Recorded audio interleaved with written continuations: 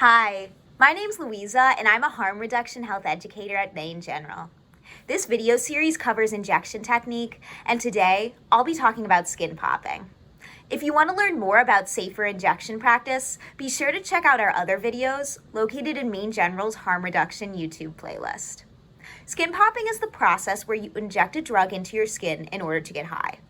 Instead of getting an immediate rush like you would with mainlining, skin popping causes a drug's effects to kick in a little more slowly, and it could lead to a longer high.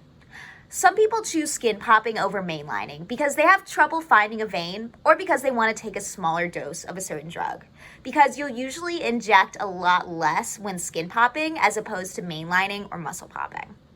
Skin popping is most common with opioids like heroin, and it should be really avoided if possible with drugs like coke, speed, and pills.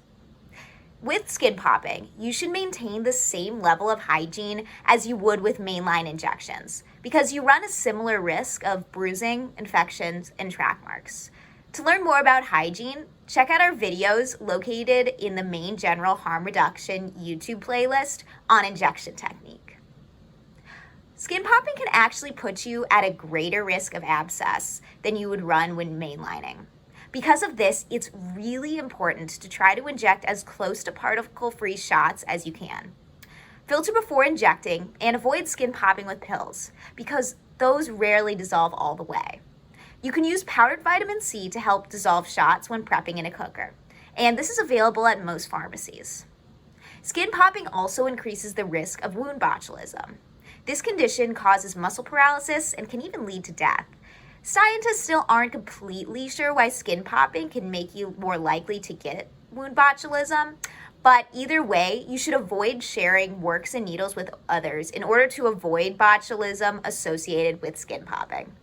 Symptoms appear pretty long after injection, taking days or even weeks to appear. Some symptoms are really similar to those that you would have with an opioid-related overdose, like blurred vision, slurred speech, troubled breathing, and weakness. But unlike with an opioid overdose, symptoms won't respond to Narcan. So if you or a friend can't be roused after repeated use of Narcan while using an opioid, you might be feeling botulism, and you should seek medical attention right away. If you're skin popping with a non-opioid drug and start feeling the symptoms of an opioid overdose, this might also be a sign that you're dealing with botulism, and again, you should seek immediate medical attention. Tetanus is another disease associated with skin popping, and it has a unique symptom of lockjaw.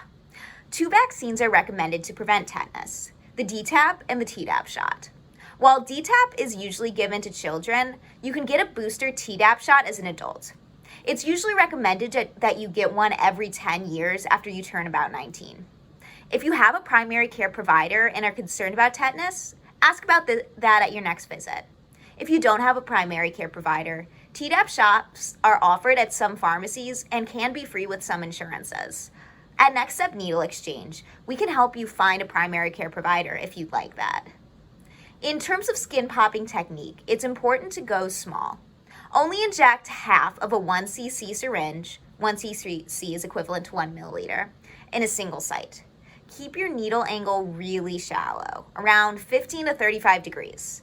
The injected shot will form a little bubble under the skin, which will shrink as the drug is absorbed into your bloodstream. Remove needle at about the same angle it was inserted. This will decrease the risk of bruising. At Next Step Needle Exchange, we offer many supplies like cottons, needles, sterile waters, tourniquets, alcohol prep pads, BZK pads, and triple antibiotic ointment.